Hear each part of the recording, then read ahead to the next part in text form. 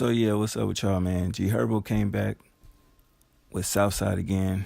When I first seen it, honestly, I didn't even know he was dropping a project. I know he had put out the single "Up It," and I was just like, "What the fuck is this shit?"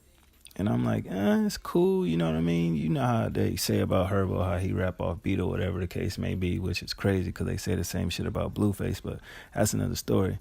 So I really didn't know what to expect because the Swervo shit, that wasn't it. I don't really know what that was, but him and Southside on them beats, man, it was cool, but it was all right. I mean, coming from Humble Beast and balling like Kobe, and Pistol Pete mixtapes like that, he like, what the fuck is this shit? And I was like, damn, I ain't really feeling that. So then it come, I guess this the follow up to that, but for me listening to it, this is on some whole street shit. You know what I mean? It's a mix of the past and the present. You know what I mean? He going back and forth throughout the project, talking about the things he used to do, being in the streets, his life how it was then, and his life how it is now, and what he gonna maintain and do to keep the lifestyle he got now, because he's not really worried about, that past gang banging, life or whatever. Not saying that he ain't still with the shits. It's just that we made it out the trenches. So now my only goal is to make sure I stay where I'm at, being rich and keeping people around me happy, with money, and they don't really gotta want for nothing. And I thought that was pretty dope because I think, at least with me, at some point I'm like, damn, did Herb fall off? Because after the Humble Beast joint, and I'm thinking to myself, now that's dope. He finally delivered his debut album. It's here. We fucking with it, especially me. You know what I mean? And I'm like, all right, so what's he gonna do next? And so when he said he had a couple projects dropping, what was it, last year, with the Swervo joint, and him and Bibby was supposed to do an album. So the Bibby album didn't come, but Swervo did, so we waiting on the Bibby joint. That never came. He didn't drop another tape. And so to find out that he was dropping this just really came out of nowhere. And you listening to it, and it's like, okay, this definitely back on that hood shit, like I said previously before.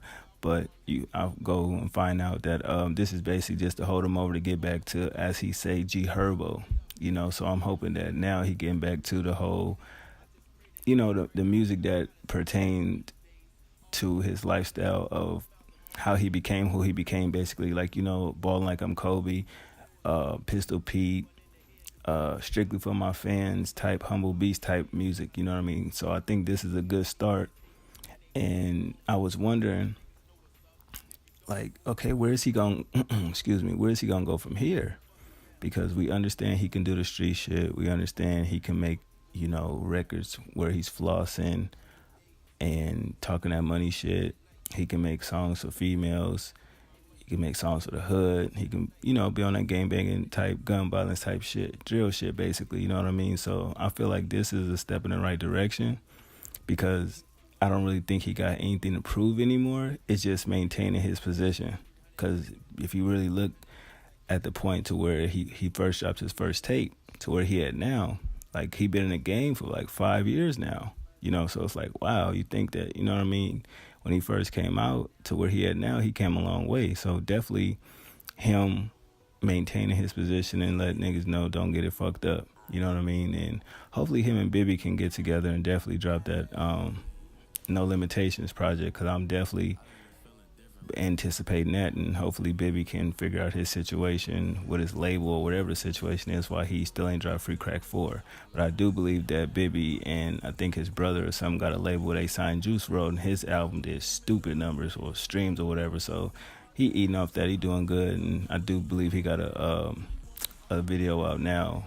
Well, he's featured on a record with somebody right now. But other than that, this shit was cool, man. I listened to it all the way through. I'm not saying every track, you know what I mean, I fuck with like that, but the majority of the project, out of 15 records, the majority of them I rock with.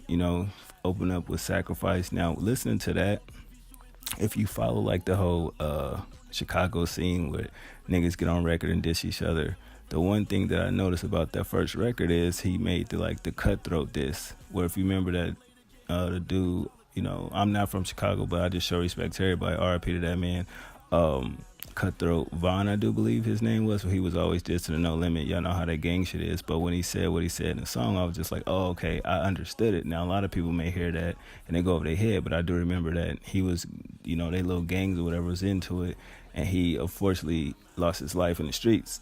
So I heard that and I was like, oh, shit. Like, Herb on that bullshit, you know what I mean? But I definitely enjoyed the production on that. We talking about his friends that he lost.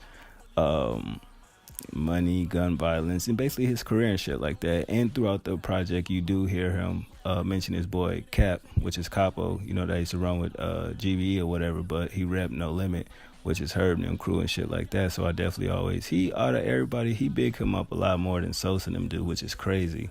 But yeah, so the first track opened up the project and I'm like, oh shit, okay, that's dope. And then it gets into Scratchy and Itchy. It's another good one. I like the production on there.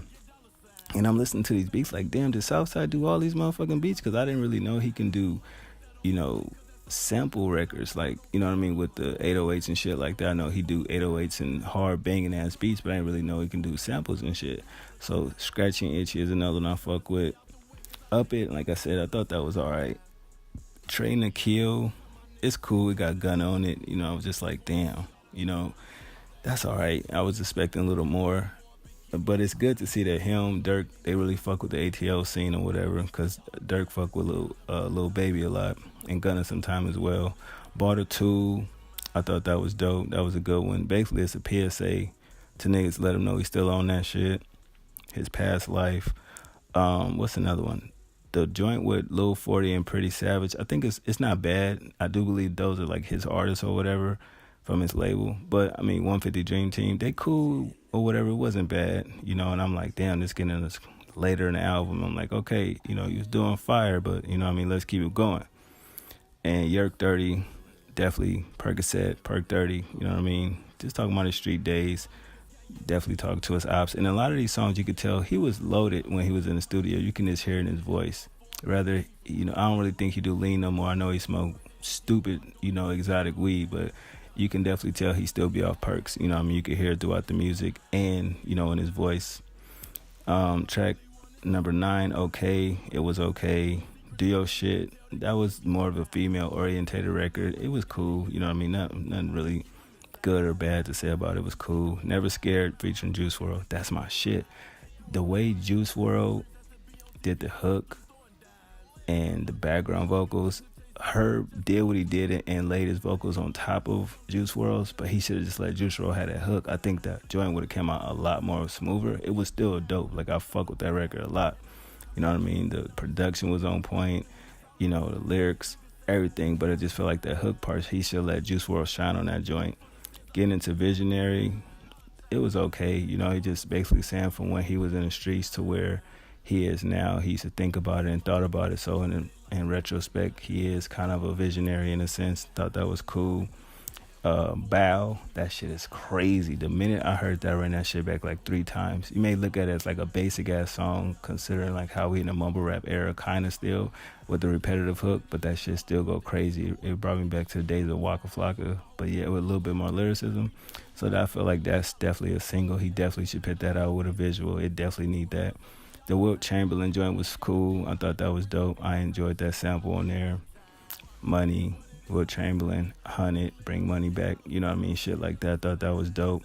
And the last record, Hood Cycle, it's a bonus track. It's basically remembering people that he's lost, being in the street, basically street memories and everything like that. And that sample was crazy. So out of 15 records, I like about 8 of them, 8, 9 records. I think it's not a bad project, but if this is what we looking forward to far as from him from this year, I think he definitely got something right here.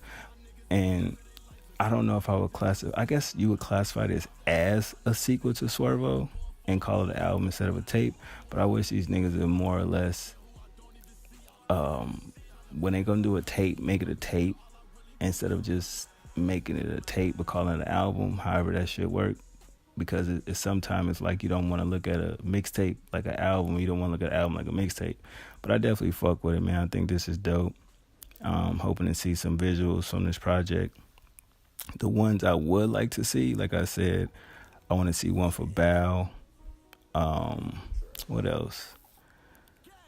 I'm quite sure he gonna do one for Up It since he already put that single out first. I definitely want to see the Juice World joint. The Gunna joint, he probably will do. And more than likely, he probably do the joint with Pretty Savage and Lil 40 since those are his artists. And you never know. With Herbo, he definitely surprised you with the videos, but I definitely feel like he chooses more the visuals of people, of his fans to actually fuck with the songs and let them know the songs they fuck with and want a video for. He definitely is one of those artists that does, read comments and definitely put out visuals that the majority of his fans like. So I'm looking forward to it. But that's just what I thought about it, man.